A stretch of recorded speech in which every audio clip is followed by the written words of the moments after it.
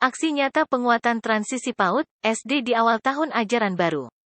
Strategi PPDB yang mendukung penguatan transisi PAUD, SD. Oleh Edi Winarno, SDN 3 Tumbang Tahai, Palangkaraya. Siap sekolah adalah kondisi anak memiliki kemampuan fondasi untuk menjadi pembelajar sepanjang hayat. Kemampuan fondasi dibangun secara berkesinambungan melalui lingkungan belajar di PAUD, hingga lingkup pembelajaran di SD kelas awal hingga kelas 2 serta dapat dipayungi oleh standar kompetensi lulusan anak usia dini. Hak setiap anak untuk mendapatkan fondasi awal belum terpenuhi.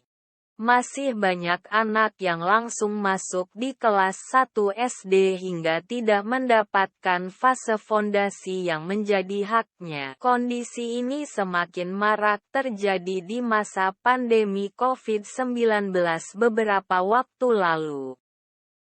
Hasil diskusi dengan rekan sejawat. 1.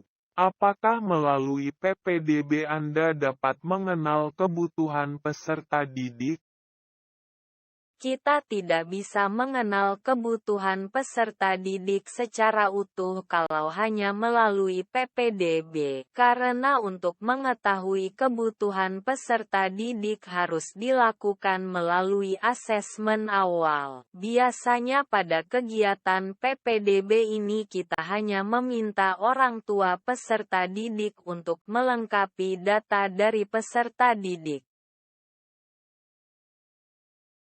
Kita tidak bisa mengenal kebutuhan peserta didik secara utuh kalau hanya melalui PPDB.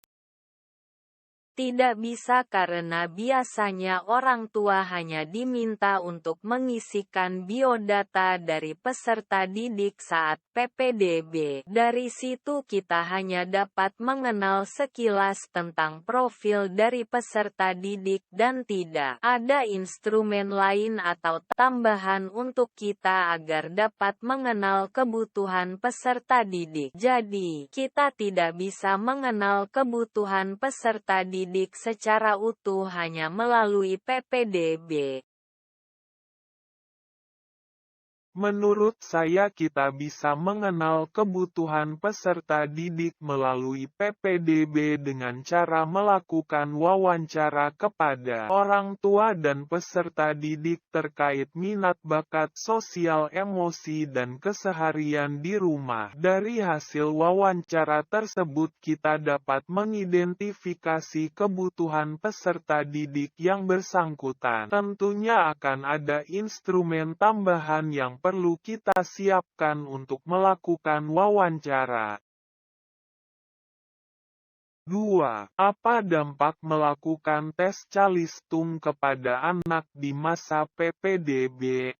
Peserta didik dan orang tua akan merasa dibeda-bedakan terutama untuk peserta didik yang belum bisa calistung. Karena dengan adanya tes calistung dapat membuat peserta didik tertekan dan dapat mempengaruhi kepercayaan dirinya. Bagaimana nasib peserta didik yang belum bisa calistung kalau PPDB menggunakan tes calistung? Wulandari SPD akan berdampak negatif terhadap peserta didik karena bisa saja hal ini dijadikan bahan untuk membanding-bandingkan peserta didik sehingga dikhawatirkan dapat mempengaruhi sosial emosi peserta didik seperti merasa minder dan tidak percaya diri. Anissa Mahmudah SPD. Dengan adanya tes calistung kita dapat mengetahui mana peserta didik yang sudah bisa dan mana yang belum bisa calistung. Yayuk Kartika SPD. 3. Apa alternatif kegiatan selain tes calistung yang dapat mendukung penguatan transisi PAUD, SD? Kita bisa melakukan wawancara dengan orang tua dan calon peserta didik. Kita bisa melakukan wawancara untuk mengetahui latar belakang peserta didik. Bisa juga dengan melakukan games yang dapat kita amati. Kita bisa melakukan wawancara untuk mengetahui karakter calon peserta didik.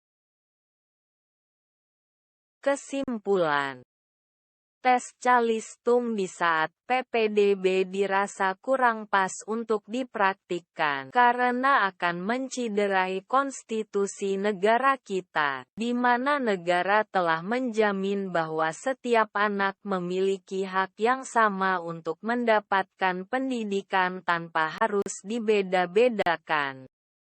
Kita bisa melakukan wawancara dengan orang tua dan calon peserta didik terkait latar belakang dan karakter calon peserta didik. Kita juga bisa melakukan kegiatan-kegiatan yang menyenangkan seperti games atau outbound sehingga kita bisa mengamati karakter dan kebutuhan peserta didik.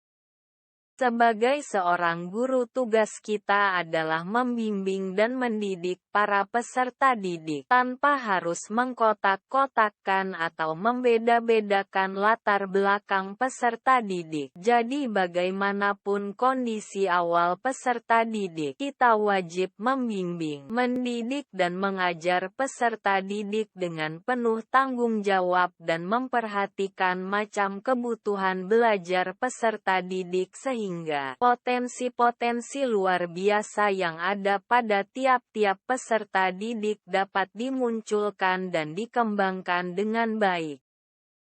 Dokumentasi kegiatan diskusi dengan rekan sejawat.